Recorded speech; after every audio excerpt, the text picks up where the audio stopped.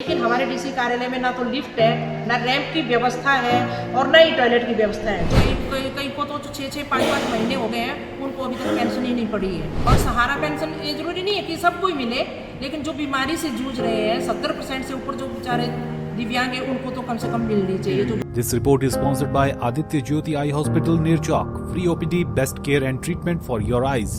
Himalayan विकलांग कल्याण संघ ने प्रदेश सरकार से मांग उठाई है कि अगले महीने बीपीएल चयन के लिए होने वाली ग्राम सभाओं में 70% से अधिक दिव्यांगों और बीमारी से जूझ रहे जरूरतमंद दिव्यांगों को प्राथमिकता के आधार पर बीपीएल श्रेणी में शामिल किया जाए। यह मांग इन्होंने मंडी में संपन्न हुई मासिक बैठक के दौरान उठाई। विकलांग संघ की अध्यक्षा हेमलता पठानिया ने कहा कि प्रदेश सरकार ने बीते 3 वर्षों से दिव्यांगों को मिलने वाली पेंशन में कोई इजाफा नहीं किया। बहुत से दिव्यांग तो ऐसे हैं जिन्हें यह पेंशन भी समय पर नहीं मिल रही। वहीं सरकार की तरफ से शुरू की गई सहारा योजना का भी लोगों को लाभ नहीं मिल पा रहा। इन्होंने सरकार से पेंशन समय पर देने और सहारा योजना का लाभ देने की गुहार भी लगाई है। 3 साल से वैसे तो जो हमारी सामाजिक सुरक्षा पेंशन है वो बढ़ी नहीं है, किसी का भी 1 रुपया नहीं बढ़ाया गया है। लेकिन जो सहारा पेंशन दी जाती थी दिव्यांगों को, जो बेचारे बिस्तर पर पड़े हैं, बीमारी से जूझ रहे हैं, उनको वो पेंशन भी नहीं मिल रही है। मतलब जब से सरकार बनी है मेरे ख्याल तब से ये बंद हो गई है। किसी को मिल रही है, किसी को नहीं मिल पा रही है। तो हमारा ये भी एक मांग है कि सहारा योजना पेंशन वो भी दी जाए और साथ में जो हमारी सामाजिक सुरक्षा पेंशन है वो भी टाइम से डाली जाए।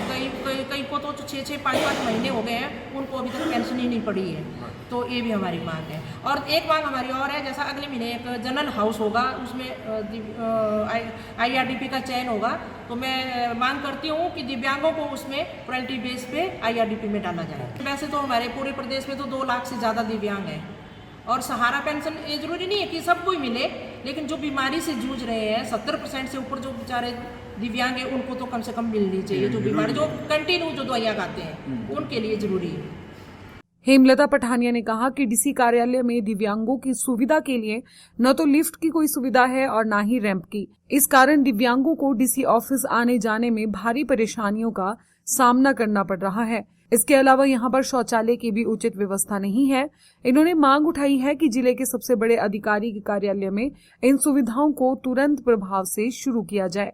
एक मामला हमारे ध्यान में मैंने पहले भी आपके माध्यम से उठाया था और मीटिंग में भी मैंने जो त्रैमासिक बैठक होती उसमें भी उठाया था, क्योंकि दिव्यांग लोग जो भी डीसी कार्यालय में जाते हैं या कोर्ट जाते हैं, एसपी से मिलने जाते हैं, तो वहाँ पे जो शौचालय की व्यवस्था नहीं है।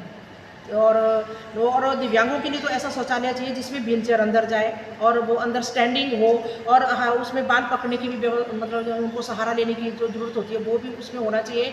तो ये हर जगह होने चाहिए। लेकिन हमारे डीसी कार्यालय में ना तो लिफ्ट है, ना रैंप की व्यवस्था है और ना ही टॉयलेट की व्यवस्था है। जो अंदर ऑफिस में जो कार्यालय है उनमें जो शौचालय बने हैं उनमें जो उन्होंने लॉक लगा के रखे होते हैं।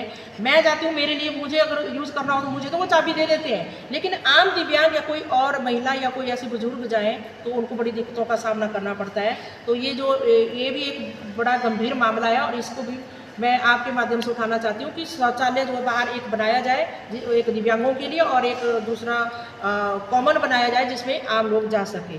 फेसबुक पर पोल स्टार हिमाचल का पेज लाइक करें और यूट्यूब पर हमारा चैनल सब्सक्राइब करना ना भूलें।